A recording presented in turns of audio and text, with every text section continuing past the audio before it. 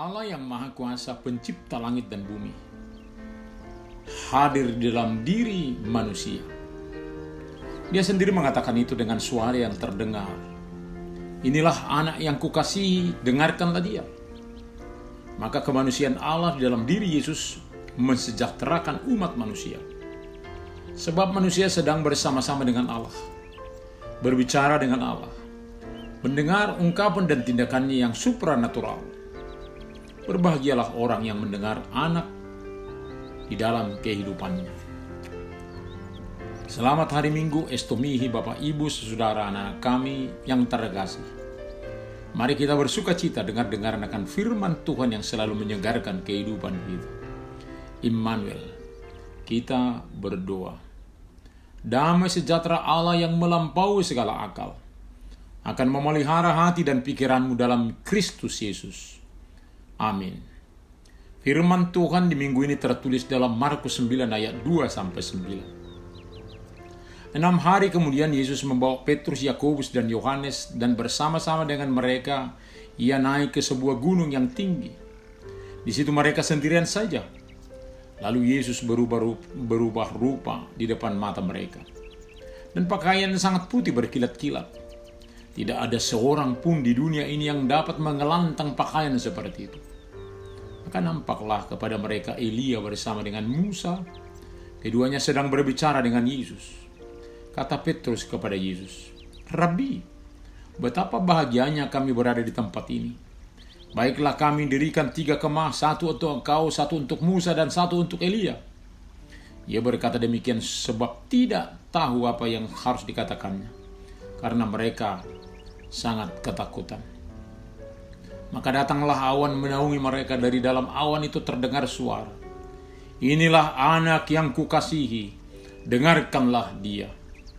Dan sekonyong-konyong waktu mereka memandang sekeliling mereka, mereka tidak melihat seorang pun lagi bersama mereka kecuali Yesus seorang diri. Pada waktu mereka turun dari gunung itu, Yesus berpesan kepada mereka supaya mereka jangan menceritakan kepada seorang pun apa yang telah mereka lihat itu, sebelum anak manusia bangkit dari antara orang mati. Siapa yang kita dengar, itulah yang menjadi karakter kita, serta menentukan perjalanan kehidupan kita. Dengarkanlah Tuhan Yesus, inilah suara yang berkuasa, nyaring kembali diperdengarkan bagi kita. Bila hal ini kita turuti dengan sukacita, maka kita sedang berada di jalan yang benar. Suara ini terdengar saat Tuhan Yesus bersama 3 orang muridnya, Petrus, Yakobus, dan Yohanes. Pada saat mereka naik dan sampai di atas sebuah gunung tinggi, hanya mereka yang berada di sana. Lalu para murid melihat Tuhan Yesus berubah rupa, pakaian sangat putih berkilat-kilat. Sepertinya tidak ada seorang pun di dunia yang dapat mengelantang pakaian seperti itu. Maka nampaklah kepada mereka Elia bersama dengan Musa. Keduanya sedang berbicara dengan Yesus. Kata Petrus kepada Yesus, "Rabi, betapa bahagianya kami berada di tempat ini. Baiklah kami dirikan 3 kemah, 1 untuk engkau, 1 untuk Musa, dan 1 untuk Elia." Ia berkata demikian sebab tidak tahu apa yang harus dikatakannya, karena mereka sangat ketakutan. Inilah keberadaan manusia saat mengalami kebahagiaan, maunya lebih lama, atau boleh terus menikmati apa yang menyenangkan tersebut. Tetapi sebagai manusia yang masih diberi hidup, kita tidak boleh berdiam di tempat itu. Sebab masih banyak tanggung jawab yang Tuhan kehendaki dari diri setiap orang. Tuhan Yesus masih dalam proses memberikan dirinya untuk keselamatan bagi umat manusia. Kebahagiaan yang para murid sedang alami tidak menjadi penghalang untuk tugas mulia tersebut. Maka datanglah awan menaungi mereka, dan dari dalam awan itu terdengarlah suara, "Inilah anak yang kukasihi, dengarkanlah dia." Allah memperkenalkan dirinya yang hadir dalam kemanusiaan Tuhan Yesus. Maka kita sudah boleh dengar-dengaran apa saja yang dikatakannya bagi kita. Ketika kita menghadapi pergumulan, sukacita, persoalan-persoalan yang kita tak mengerti, ada kekuatan yang dinyatakan saat ini. Mendengar firman. Maka jangan sampai ketakutan, kesenangan kita menarik telinga kita kepada suara yang salah. Namun kekuatan dan hikmat kita ada saat telinga kita bersedia mendengar suara Tuhan. Ada banyak suara yang keras atau suara yang lembut yang hendak merusak integritas kita. Jangan terbuai oleh suara-suara tersebut. Suara Tuhan Yesuslah yang menjadi kebenaran, sehingga kita berjalan di jalan yang benar. Dan sekonyong-konyong, waktu mereka memandang sekeliling mereka, mereka tidak melihat seorang pun lagi bersama mereka, kecuali Yesus seorang diri. Peristiwa transfigurasi tidak seterusnya demikian, sebab murid masih di atas bumi. Maka kembali kepada hidup sehari-hari. Ada banyak kejadian suka duka, namun sudah ada kekuatan, yakni mendengar firman Tuhan terus menerus. Pada waktu mereka turun dari gunung itu dan menyaksikan peristiwa yang menakjubkan tersebut, Yesus berpesan kepada mereka supaya mereka jangan menceritakan kepada seorang pun apa yang telah mereka lihat itu, sebelum Anak Manusia bangkit dari antara orang mati. Peristiwa yang menakjubkan tersebut mereka simpan di dalam hati. Walaupun setelah Tuhan Yesus bangkit dari kematian, berita ini mereka beritakan. Dan kita boleh dengar saat ini. Di minggu Estomihi ini, kita mengaminkan bahwa Dialah kekuatan kita. Mari kita dengar suaranya. Amin, kita berdoa. Terima kasih Bapa untuk firman-Mu yang begitu indah. Betapa kami harus selalu mendengar apa yang Engkau katakan. Terima kasih kami sudah boleh menjadi kuat, sebab firman-Mu sudah diberi bagi kami untuk menjadi kekuatan di dalam hidup ini. Terima kasih Bapa, sudah memberkati lembaga Alkitab yang menerjemahkan firman-Mu dalam bahasa yang kami boleh mengerti. Berkati mereka yang bekerja di sana. Terima kasih Bapa. Hanya di dalam nama Tuhan Yesus kami berdoa. Amin.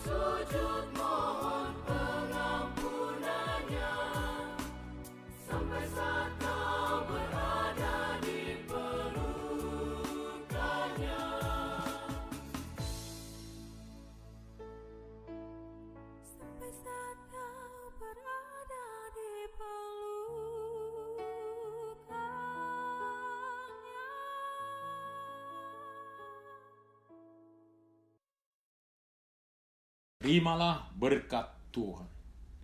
Tuhan memberkati engkau dan melindungi engkau.